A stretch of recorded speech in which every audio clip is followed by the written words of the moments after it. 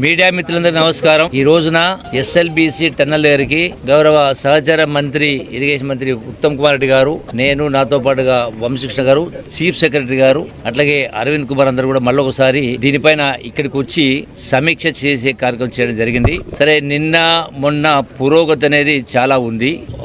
నాకు తెలిసి బహుశా రేపు రాత్రి వరకే నలుగురి ఆచూకీ అనేది సెన్సింగ్ ద్వారా సర్వే రాడార్ ద్వారా లొకేట్ చేయడం జరిగింది. అంటే ఫ్రంటేజ్ ఉన్న వాళ్ళు ఆ నలుగురికి సంబంధించి రేపు రాత్రి వరకు మనకు పూర్తిగా బయటికి తీయడం జరుగుతుంది.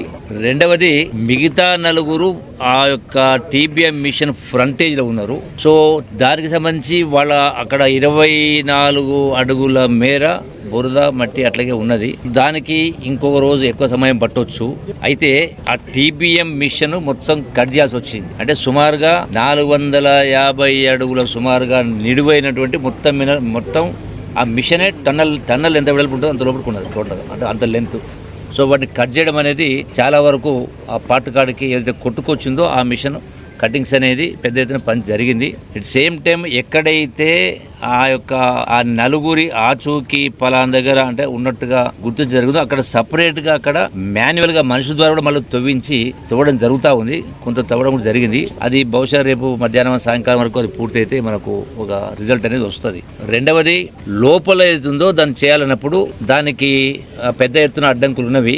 ఆ ఎంటైర్ బోరింగ్ మిషన్ అడుగు బాగాన ఉన్నట్టుగా కనపడతా ఉంది మిగతా నలుగురు సంబంధించి. సో దానికి ఏవైతే రకరకాల ఏజెన్సీలు ఉన్నాయో, ఎన్డీఆర్ఎఫ్ గారు కావచ్చు, సింగరేణి వాళ్ళు కూడా సుమారుగా 152 మంది అక్కడ పనిచేస్తా ఉన్నారు. సో అంటే వివిధ ఏజెన్సీలకు సంబంధించిన వాళ్ళందరూ కూడా ఇందులో నిమగ్నమై ఉన్నారు. సరే, చాలా మంది చాలా మాట్లాడుతూ ఉంటారు, ఏదో ఆలస్యమైంది అన్నట్టుగా, ప్రభుత్వం నిర్లక్ష్యం అన్నట్టు. అక్కడ లోపలికి వెళ్తే తెలుస్తుంది. ఎందుకంటే ఇక్కడ పనిచేస్తున్నటువంటి ఏజెన్సీలు కూడా 1 కాదు 2 కాదు, పనిచేస్తున్నటువంటి ఏజెన్సీలు కూడా 11 మంది ఏజెన్సీలు ఇక్కడ పనిచేస్తా ఉన్నాయి. సో వాళ్ళందరూ కూడా నిష్ణాతులు. ఎన్డీఆర్ఎఫ్ అంటే అట్లాగే SC south central railway, army, SDRF, irrigation, police, NGRI, geological survey of India, rat miners, JP company, LNT, Navayuga and America Robinson company. అంటే సుమారుగా ఏజెన్సీలు ఇంతమంది పనిచేస్తారంటే వాళ్ళందరూ కూడా అనుభవం లేనోడు కాదు, ఆలోచన లేనోడు కాదు.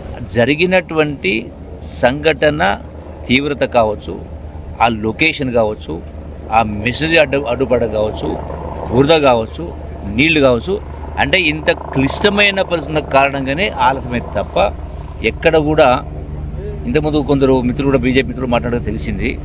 ఇక ఎక్కడ కూడా నిర్లక్ష్యం అనేది కానీ ఇంకోటి కానీ లేదు. 100% అది పూర్తిగా మనకు రిజల్ట్ రాబోతూ ఉంది. రెండవది, ఆ కుటుంబాలకు సంబంధించిన వాళ్ళు కూడా ఇక్కడ పడిగాపులు కాస్తూ ఉన్నారు. ఆ బాధ కూడా మనకు ఉంటుంది. సరే, మాట్లాడేవాడు చెప్పేవాడికి అడిగేవాడికి చెప్పేవాడు ఎప్పుడైనా లోకు ఉన్నట్టు తెలుస్తుంది. అంటే రిస్క్ తీసుకుంటున్నాం. ఇక్కడ ఇంకోటి అంటే ఆ 8 మందిని రక్షించడానికి పోయినటువంటి 150 మంది రిస్క్లో పడవద్దు కదా. ఎందుకంటే అక్కడి నుంచి ఏదైతే భూమి పొరల నుంచి ఏముందో తెలియదు. సో ఆ రిస్క్ తీసుకోకుండా ఉండడం కోసము కొంత జాగ్రత్తగా ఆ రిపోర్ట్లు, సర్వేలు, ఆ రాడార్ సర్వేలు ఇవన్నీ చేయడం మూలన సమయం పట్టింది. డెఫినెట్గా నాకు పూర్తి విశ్వాసం ఉంది రేపు సాయంకాలం వరకు ఈ నలుగురి ఆచూకు సంబంధించి రేపే మనకు పూర్తిగా క్లియర్ అయిపోతుంది. సో మిగతా దానికి సంబంధించి ముందు దానికి కొంచెం సమయం పట్టవచ్చు.